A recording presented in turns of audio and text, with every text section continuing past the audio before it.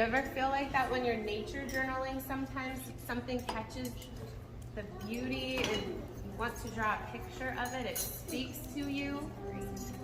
Yes, Eliza? The word speaks to me. The word speaks to you. Yes, that's so wonderful. They're the kindest things I know.